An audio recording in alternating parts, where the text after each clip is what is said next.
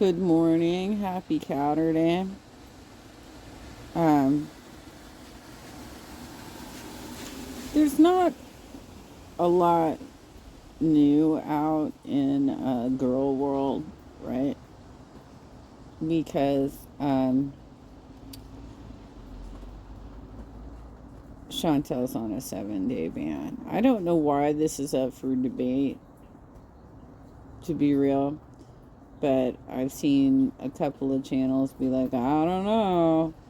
But there are apparently, Mama confirmed that she is. He's got some sort of special relationship with her. And it doesn't make any logical sense that she would be this quiet. I know that she has other platforms that she could use to communicate, but I think she's thoroughly embarrassed at this point, which is amazing because you would think with somebody like Chantel, who has a lot of the same attributes as Trump, she just writes her own story. She rewrites history.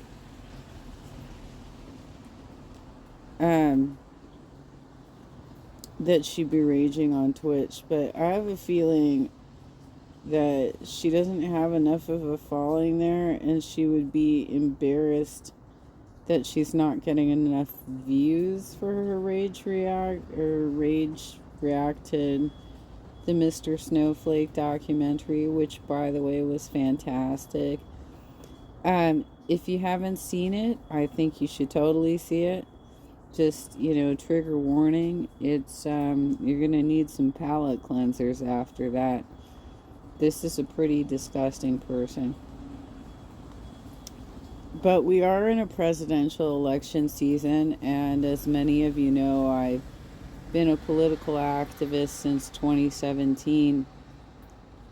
But I've been on a medical leave for a couple of years, so there hasn't been a lot that I can do, per se. But much like Chantel, Trump likes to rewrite history as well. Not only with Jan 6, where his first response was they were going to be held to justice, and then his next response was rewriting what they were doing there. And that they were patriots, right? A lot of people got arrested from my area, pretty close to me. The most recent one being in Irvine just a couple weeks ago. So, they're still picking them up. Anyway, I want you to think back to the beginning of the pandemic and how fast coronavirus was spreading and how many people were dying and what happened to the supply chain. See if I can, how do I just get it to repeat? There we go. And then I see the disinfectant. And is there a way we can do something like that? By injection inside? And on a scale of 1 to 10, how would you rate your response to this crisis? I'd rate it a 10. I think we've done a great job. What do you say to Americans who are watching you right now who are scared? I say that you're a terrible reporter. That's what I say. Yeah, no, I don't take responsibility at all. We're doing, I think, really, really well. I'll tell you what. How? 1,000 Americans are dying a day. They are dying. That's true. And it is what it is.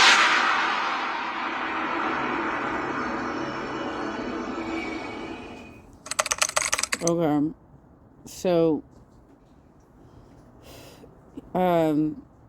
while this was going on, before we actually had vaccines, every single person who was put in the hospital was not allowed family visits. If they were dying in the hospital, they were not allowed to have their family there. The best they could do is like pull out like a tablet or something and let them like FaceTime or Zoom with their dying family member, who was probably at that point beyond communication. You know, you can't hold their hand. You can't try and provide some stimulation that way and actually help them through the situation. And yes, he did tell people to take disinfectant. And some people did, and they either got very sick or died from it. This man lies so much and gives his people such incredibly bad advice that he's dangerous not only to the country as a whole, but he's particularly dangerous to his cult-like following, because they are indoctrinated enough to actually believe what he says, even though it's apparent that the man is suffering from dementia at this point. There's a lot of footage of that out there too. There's a lot of doctor speculation, you know, doctor commentary on that, and it just, I encourage you all to make sure you vote, even if you are a Democrat voting in a primary, like an upcoming primary, and you feel like, well, Biden's the nominee. Yes, he is. But you are going to have down ballot races. You know, you're going to have congressional contests, county contests, state house contests, municipal level, water board, all of it. Everything is important. So please vote. Like, for example, one of the things that was on our ballot here in California on our primary was the Central Committee elections. That's who's going to represent you at the Democratic Party of Orange County Central Committee and represent your region, your neighborhood, basically. And a lot of those positions just get filled over and over again by the same shady ass people. So it really takes community involvement, engagement, and education to know who's on the ballot and what you're voting for. But were you better off? Are you better off now than you were 4 years ago? Do you feel like you could catch corona and die at any moment? Probably not. We have the vaccines out there. I've had, the 2 initial shots and 3 boosters at this point.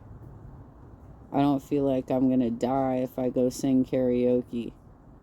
Right? I had a friend who died right before they started giving us the vaccines. Died on a ventilator. Only 32 years old. But he waited too long to go to the ER, and his oxygen levels were at death rate.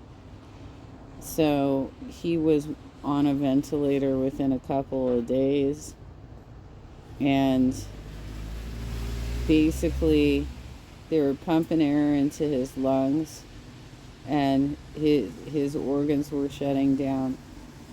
So air was escaping his lungs and getting trapped under his skin. He was young, enthusiastic, energetic. He was running around doing things, dancing with his girlfriend. And then bam, dead. Do I feel like I'm better now than 4 years ago? Yes. Yes, I do. 4 years ago, yeah, I had a better job. I did. I was working from home to stay on that job, right? And I very quickly got laid off because of the pandemic. And from there, I had to figure out, well, what do I want to do? Because I don't want to work in an office environment where I could potentially catch this. That's why I started doing outdoor field work for many, many months. And it was a good decision for me. Did I sustain an injury? Yes, I did. But that's random, anecdotal, and you can fall down the stairs in your office building. Like, that's a reality, right? But do I have the ability to get that kind of work again? Yes. But I need to know what my limitations are before I am released back to work. So there's that. But I think most of you will agree that being able to actually buy cleaning supplies, toilet paper, bread, milk, you know, lemons, remember that? Vinegar. Being able to actually get basic supplies is kind of a big deal, right? Especially when you're scared of this looming virus that might come into your house. I remember anytime I was forced to like go outside and run an errand, I have my garage connects to my washroom where the washer and dryer is. And the next thing is my spare bathroom that has a shower in it. So every time I go out, I would immediately strip, put everything in the wash, and jump in the shower. That was the best I could do. And I tried not to stay within anybody's proximity for more than a couple minutes. I always wore a mask. And I feel very fortunate that I never caught it. As far as I know, if I did, it was so light of a case that I didn't even know I had it. But I know that I wouldn't have spread it to anybody because I was living like a hermit for like 4 years. Most of my social interactions were on like Zoom parties and stuff like that because I was trying to protect myself from getting sick. But I don't feel like I need that much caution anymore. Like, I can go out and meet people. And I don't think it would have happened like that had we Biden in office or even Hillary Clinton in office. I don't think the response would have looked like that at all. We didn't have enough PPE for the medical professionals who were treating these coronavirus victims. I mean, think about it. It was disastrous. So that's my political ask for you today, is make sure you vote, and make sure you vote for democracy, not for fascism.